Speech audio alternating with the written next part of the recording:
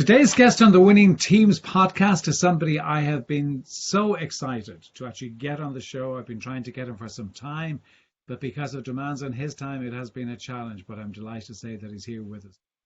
He is the wonderful, wonderful, wonderful author Nir Eyal, who is the author of Indistractable. And if you have not read Indistractable, then I highly recommend that you do so. It is a fantastic read. It has taken him a number of years to write it. It is hugely research-based. So it really, really does help us to become less distracted than we normally are in our lives. So who is it for? Well, it's for people who get distracted. So that is probably just about everybody on the planet. And we know that getting distracted is a huge time stealer and takes us away from, what we actually want to achieve. And in the book, Nir talks about motivation. He's got a real take on motivation that you'll find fascinating.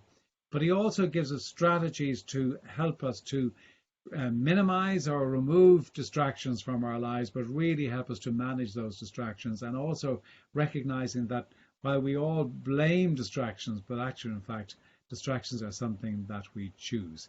But he also talks about our own beliefs about ourselves and how those limiting beliefs really do negatively impact our performance. So sit back and enjoy. And also in the show notes, you will see a load of links that Nir has very, very kindly given to us that would be a huge addition to the book and would really enrich the experience. So as I said, sit back and enjoy this great, great interview with Nir Eyal.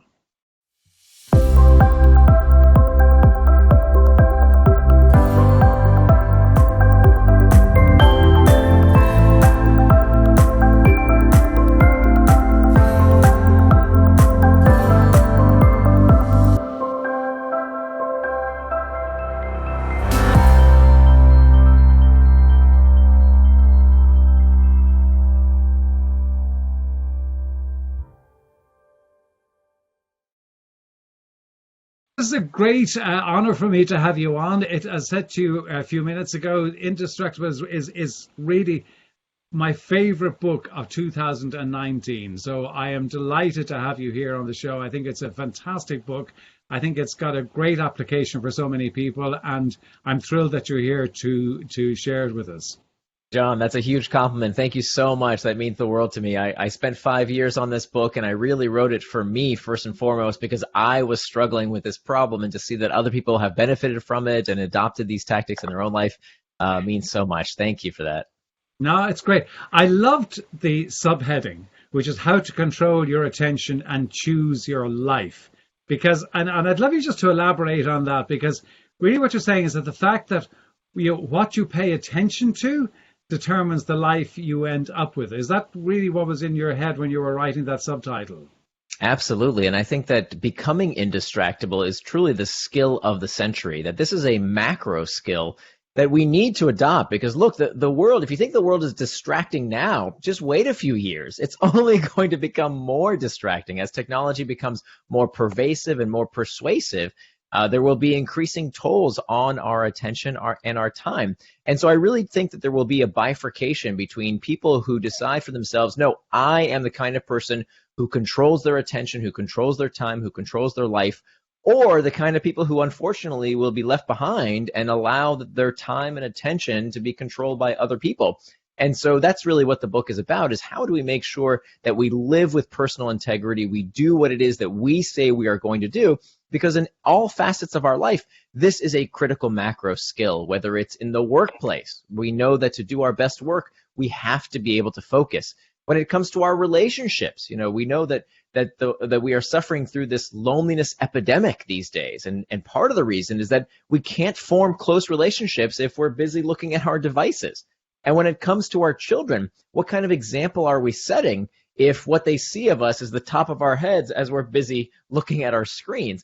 And so just to be clear, I'm not technophobic. I'm not a Luddite. I love these technologies. I'm not going to tell you to go on a digital detox or to stop using social media. That's not what I'm going to tell you at all. I love these devices. And I believe, I'm very optimistic, if we know how to use them correctly, we can get the best out of these tools without letting them get the best of us. Yeah, because I think it's interesting. You were making the point in the book, and it just it struck me when, in conversations with people, when I was reading and after reading the book, when people say, oh, it's social media that's the cause of our distraction. It's technology. And it's not. I mean, we're the people that get distracted. It's not the technology. So blaming the technology is kind of a cop out, because it absolutely is from ourselves. That's right. And it's such an easy excuse, right? It's such a knee-jerk reaction. And I'll be honest with you, I actually thought that was the case as well. When I first started researching this topic, I did have this knee-jerk reaction of saying, well, it must be the technology distracting me, because that is the medium of distraction. But the more I studied the problem, I learned that not only is distraction nothing new, that in fact Plato talked about distraction 2,500 years ago, right? Well before the iPhone and Facebook, people were talking about how distracting the world was. And so not only is distraction not a new problem, even when I got rid of the technology, right? I actually did what many people think you should do, get rid of the technology, go on a digital detox. Even when I did that, I still got distracted. I would say, oh, well, maybe I'll read one of these books on the shelf because there might be something, relevant to my work, or maybe I'll clean up my desk, or let me take out the trash real quick. And I would still get distracted because it's not the root cause of the problem. I loved your comment in it that you can't be distracted if you don't know what you're being distracted from. Right. And I think that was really powerful, because I suppose really what that means is that somebody without a clear plan can't really be distracted, can they? That's right. And so it's a great place to start, actually, with what do we mean when we use this term distraction. So I think the best way to understand distraction is to understand the opposite of distraction. The opposite of distraction is not focus. The opposite of distraction, if you look at the etymology of the words, is traction. That traction and distraction both come from the same Latin root, trahare, which means to pull, and they both end in the same 6 letters, A-C-T-I-O-N. That spells action. So traction is any action that you take that pulls you towards what you want to do, things that you do with intent. The opposite of traction is distraction, anything that pulls you away from what you plan to do, anything that you are not doing with intent. So this is really important, because what it tells us is that essentially anything can be a distraction and anything can be traction, based on whether we plan on it or whether it's something that we do impulsively, whether it's something that we'll later regret because it's not what we plan to do. And so you're exactly right. You cannot call something a distraction unless you know what you got distracted from. Turns out most people don't keep any sort of a calendar. They don't keep any sort of a schedule. And so if your day is full of white space, well, then everything is a distraction, right? Because you didn't decide for yourself what you want to do with your time. And maybe that was something you could do in decades past.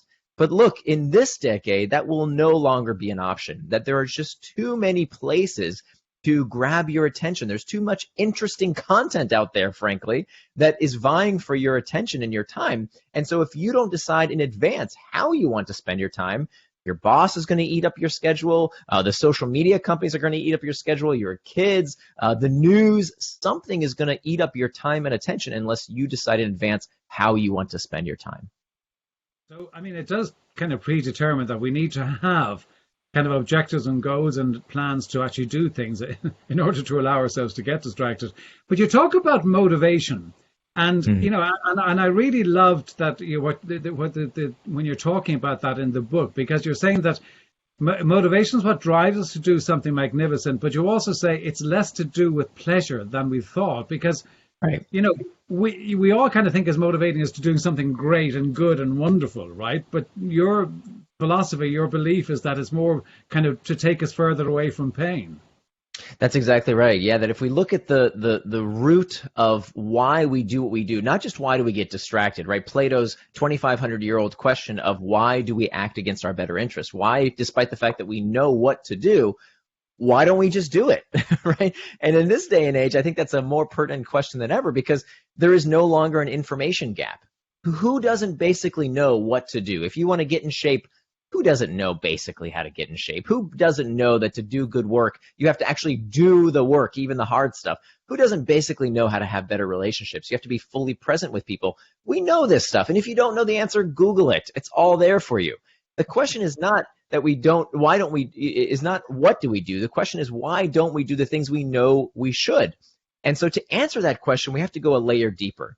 to ask ourselves, why do we do everything that we do?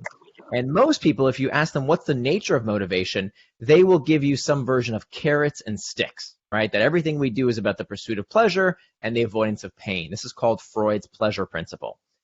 Turns out that it's not exactly accurate. That neurologically speaking, what is happening in the brain that drives human motivation is not about the pursuit of pleasure and the avoidance of pain, but in fact, it's pain all the way down. That everything we do is about the desire to escape discomfort. This is called a homeostatic response. Physiologically, we feel this every day, right? If you go outside and you feel cold, you put on a jacket. If you feel hungry, if you feel hunger pangs, you eat. And so everything we do is about the desire to escape this physiological discomfort. But the same holds true with our psychological discomfort. So, for example, when we're feeling lonely, we might check Facebook. When we're bored, we Google. When we're uncertain, we Google. If we're bored, we might look at the sports scores. We might check Reddit or Pinterest. If we don't want to think about our own problems, we want to think about somebody else's problems, we turn on the news. So what we have to understand that the root cause of all distraction are these uncomfortable emotional states, what I call internal triggers. And it turns out from my 5 years of research on this topic that the vast majority of what distracts us throughout the day is not the external triggers. It's not the pings and dings and things that we blame outside of us. But in fact, most distraction starts from within. And if we don't tackle those internal triggers first and foremost, we will always become distracted by one thing or another.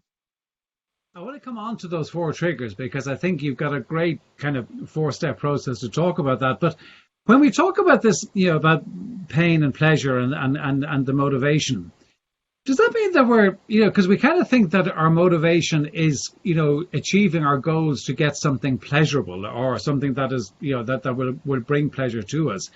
Does that mean that we're being delusional about our goals, that our goals are actually going to bring us to something, to some great nirvana? In a way we are. So there's a phenomenon that we call hedonic adaptation, which shows that even when something really good happens to us or something bad happens to us, we tend to gravitate towards our baseline level of happiness. So they've done studies on people who win the lottery. They're very, very happy at first, but then they kind of quickly go back down to baseline level of happiness. Or people who have been injured and become paralyzed. They're very disappointed at first, but then they again recover to their baseline level of happiness. And so in a way, we are tricking ourselves if we think that when we get to some magical place, then we'll be happy, then we'll be satisfied. And I think in some ways, the self-help industry perpetuates this myth to our detriment. That one of the things that drives me crazy these days about the self-help personal development industry is that many times people feed this message that we're supposed to be happy all the time, that happiness should be our perpetual goal in a way. It's not so much the happiness as the pursuit of the happiness that we should look for. Because if you think about it, looking to be in that happy state perpetually, and I think what's pernicious about this is that people think, well, if I'm not happy, if I'm not satisfied all the time, there's something wrong with me, that I need to fix something. And nothing could be further from the truth because, feeling bad is not bad. That is part of the human condition. If you think about it from an evolutionary basis, if there was ever a species, a sect of Homo sapiens, a tribe of people who were happy and satisfied all the time, our ancestors probably killed and ate them, right? Because that would not be a beneficial evolutionary trait. We would want a species to desire, to crave, to thirst for more. That's what keeps us creating, inventing, and improving our lot in life. The question, therefore, is that we shouldn't squash these uncomfortable emotional triggers. We should harvest them. We should utilize them so that we use them to help us move towards traction rather than distraction. Yeah, because I loved the quote you have, which said, if satisfaction and pleasure were permanent, there might be little incentive to continue seeking benefits or advancement.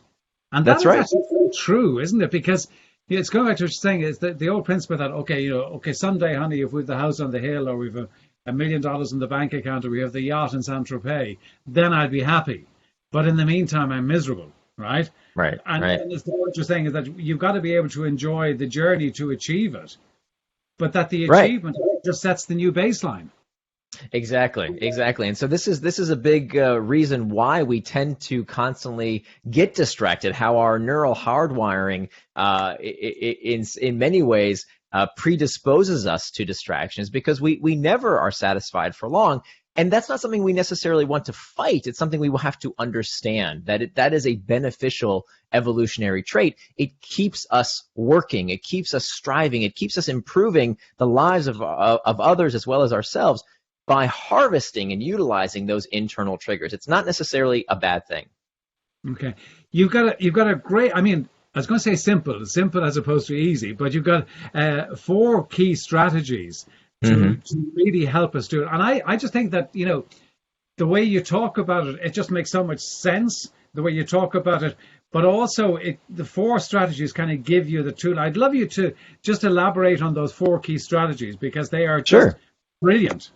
Thank you. So we talked about, if you can imagine a number line, the best way to visualize this, it's in the book, there's a graphic, but if you're listening, the best way to visualize it is to think of a horizontal line with 2 arrows pointing outwards. And to the right, you have traction, right? The actions that we take that pull us towards what we want. Then to the opposite side, we have distraction, the opposite of traction. So now you've got this horizontal line. Now what I want you to do is to bisect that line with a vertical line. So you've got these 2 lines bisecting. And so kind of the north and south represent our triggers. We have what's called the external triggers, the things in our environment that prompt us towards traction or distraction. And then we have the internal triggers, what we just talked about, those uncomfortable emotional states. So now we can kind of work our way around these 4 compass points to unveil the 4 strategies we can use to become indistractable.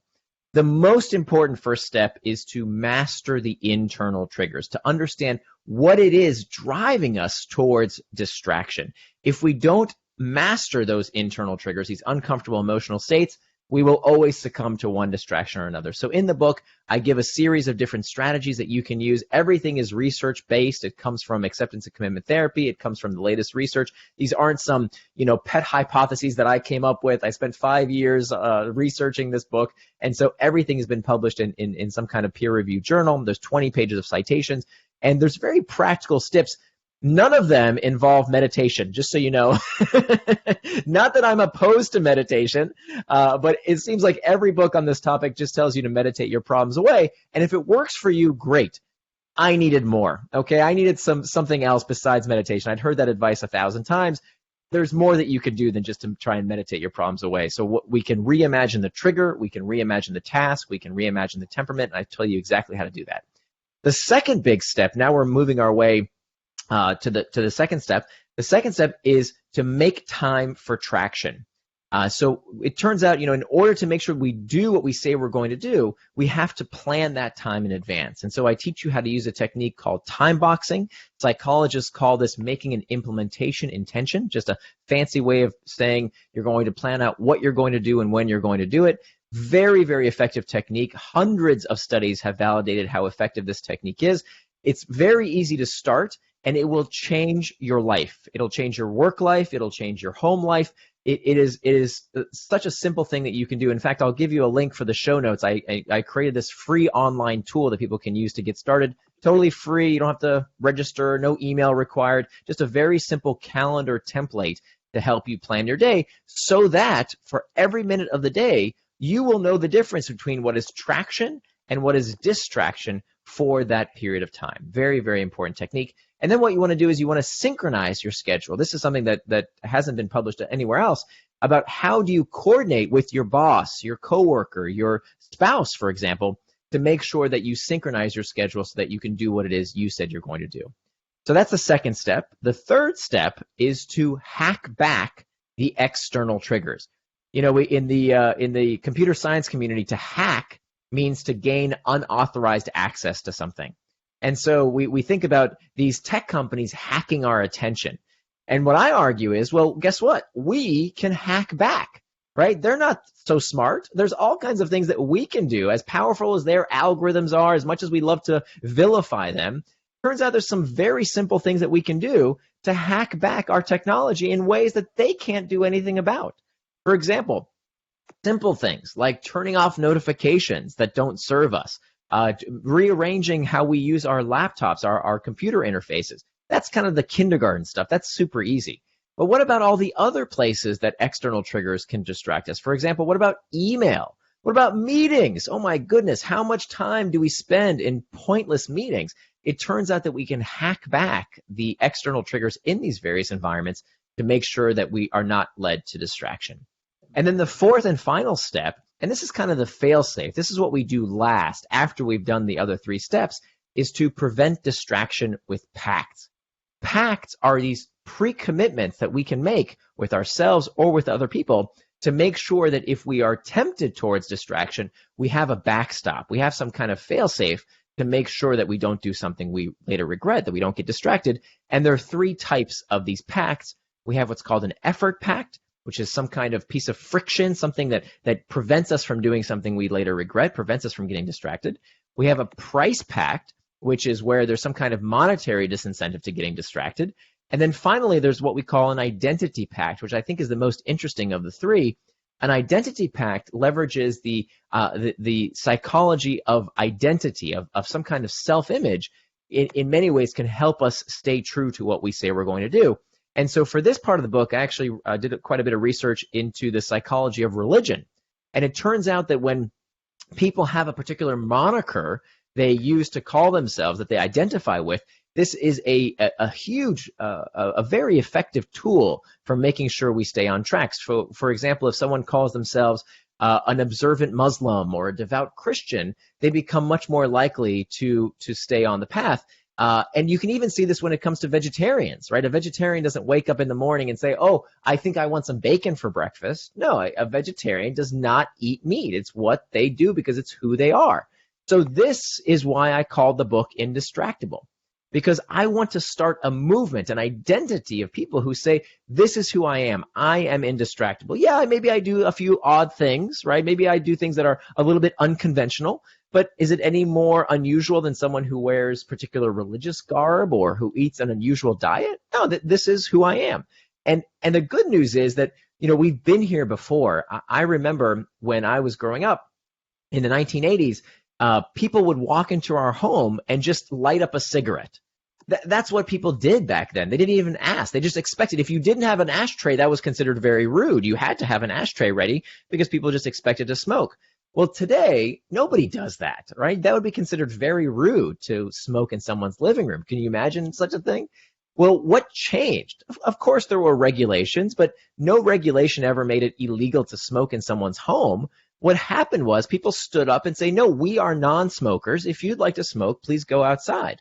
And I remember when my mom, my parents didn't smoke, and when they told someone for the first time, we're non-smokers, please smoke outside, oh, they were very offended. How could you ask such a thing?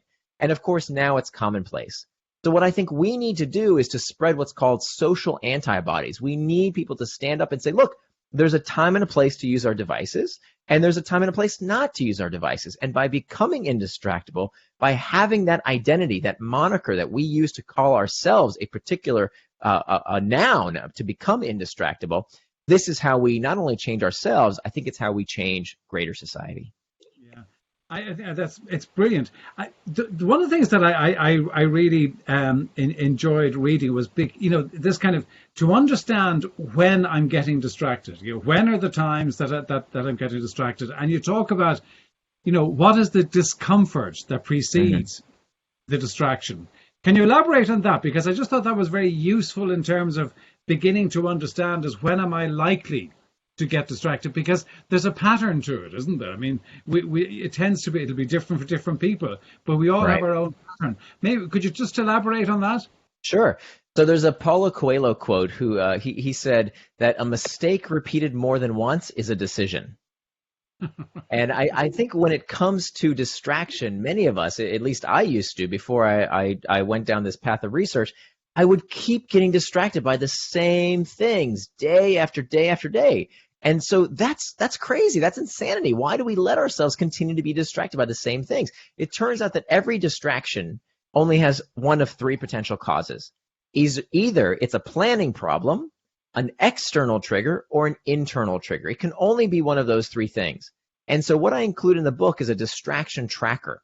And what you do is when you go off track, when you find yourself doing something that you didn't intend to do, you're just going to write down that distraction and try and figure out the cause. Not right away. The cause, what you want to do is try and get back on that task. But later on, you're going to reassess, why did I get distracted? Of those 3 reasons, was it because I didn't plan enough time for that activity?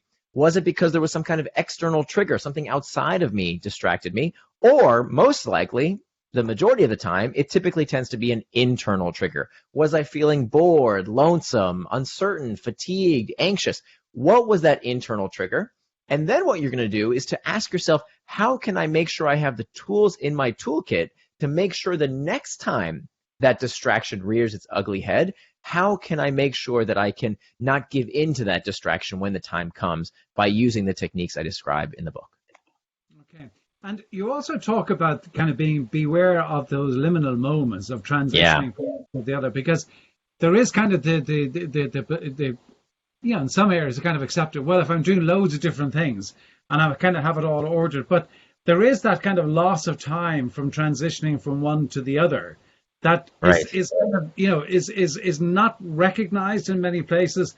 And I thought that you talked about it very well, because it's kind of a form of distraction, isn't it? I mean, not very often it wouldn't be described as distraction, but it is a form of distraction, isn't it? Absolutely. Distraction is very tricky. Distraction tricks you into thinking that what you're doing is what you intend to do, even when it's not. I mean, for me, a great example would be, I would say to myself, okay, now I'm going to sit down. I'm going to work on that big project. I'm going to stop procrastinating. I'm going to do that thing that I intend to do. Here I go. I'm going to get to work right after I check email. Right, right after I tick off those few easy tasks on my to-do list real quick.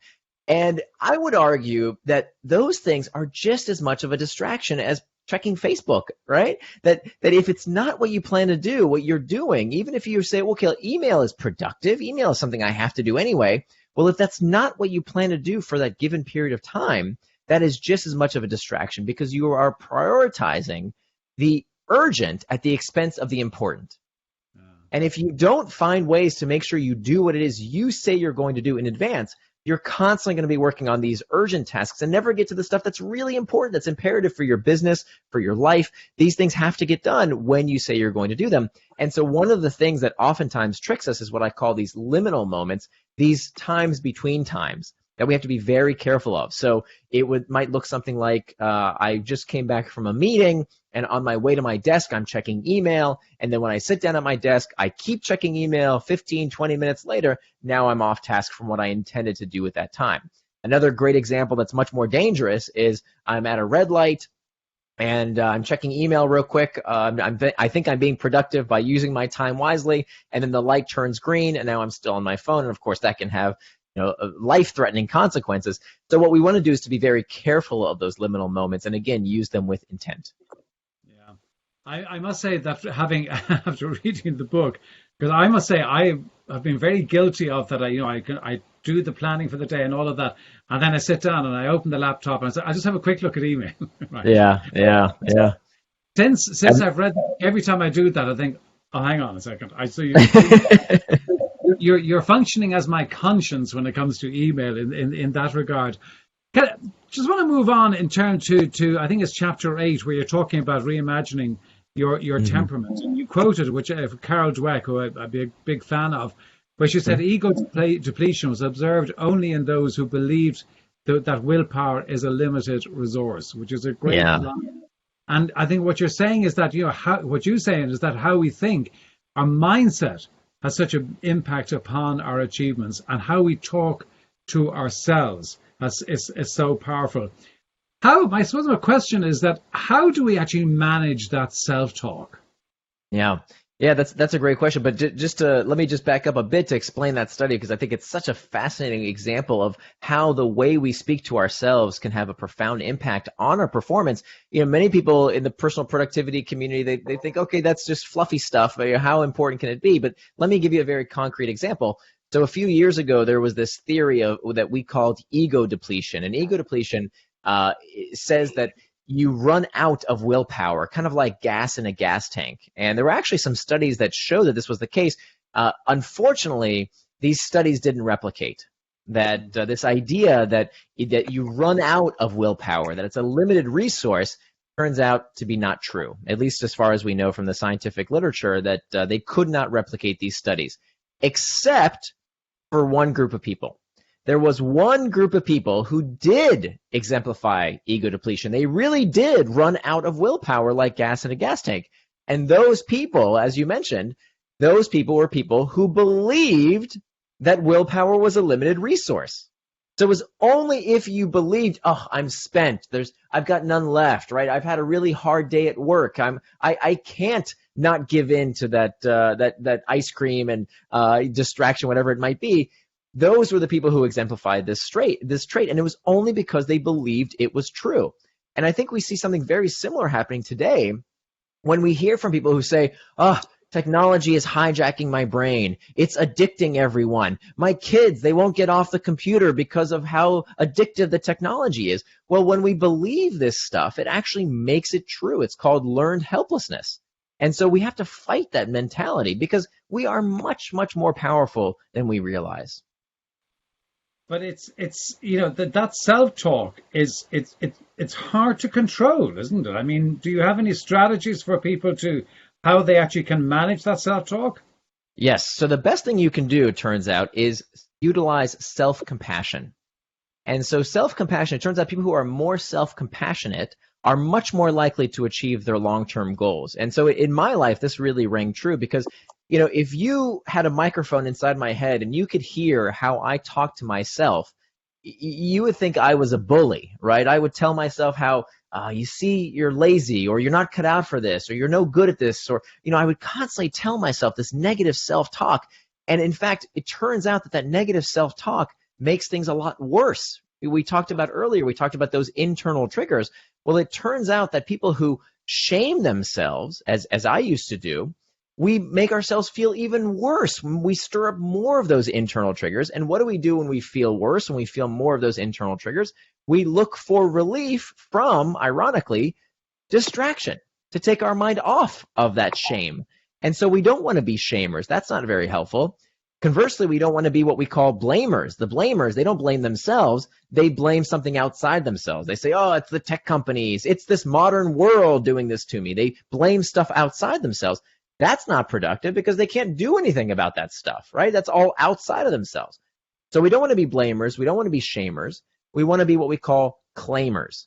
Claimers claim responsibility for these actions. You didn't invent Facebook. You didn't invent the iPhone. You didn't invent email. You didn't invent these things. They're not your fault, but they are your responsibility.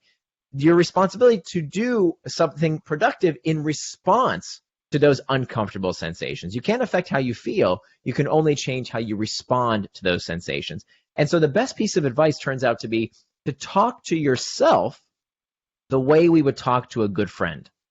And so when we do get into these moments where we feel like we're off track and we're trying to reassess our temperament, what we want to do is to really ask ourselves, look, if a good friend came to me and said, you know what, I find myself going off track and I'm having trouble here with this task, would we tell them that they're lazy, that they're incompetent, that they're an imposter? No, not if we were a good friend. We would talk to them with compassion. And so that's the best piece of advice, is to talk to ourselves the way we would talk to a good friend in order to cultivate the self-compassion that allows us to rationally look at the distraction and find ways to overcome it. It's what you say about claiming responsibility. I mean, that really is what it's so much about, isn't it? About claiming responsibility about what we do, what we think about, how we behave, how we spend our time. And I mean, I know you actually talk a bit, and we don't have the time to talk about it today, but you talk in the book about that in many ways we're about all of the assets that we have in our life. We actually invest quite a bit of time and money in protecting them, but our time we're a little bit careless with, which is that's exactly right. Yeah, that's exactly right. Responsibility. Nir, listen, this has been fantastic. I've loved it. We have scratched the surface of the book because there is so much in there, and we could go on for a couple of hours. But I would highly recommend to anyone to actually go and get the book. and everything will be in the show notes too about that. But it is a fantastic read, and something I find I keep going back to it to actually reference pieces that are in there because I've highlighted so much of it. But where can people get in touch with you, Nir? Absolutely, yeah. So my website is nirandfar.com. Nir is spelled like my first name, N-I-R, so that's N-I-R and far.com. And if you want more information on the book specifically, that's at indistractable.com. It's spelled I-N, the word distract, A-B-L-E. And you can find all kinds of resources there. There's actually an 80-page workbook that's complimentary that we couldn't fit into the final edition of the book, but you can get that online for free. And also, if you do end up buying the book, make sure that you keep your order number, whether you buy it from a local bookstore or Amazon. Just keep your order number. If you go to indistractable.com, there's actually a video course that you can get if you enter in that order number. So make sure you keep that handy. And that's all at indistractable.com. Well, that is fantastic. And by the way, I just think that the nirandfar.com, I think it's one of the most cleverest website names that I've come across. Nir, thank you so much for coming along today. It's been a huge pleasure and honor to have you. It's been great to talk to you, and thank you so much for sharing your knowledge and a little bit of what's in the book with us today. My pleasure, John. Thank you very much for having me.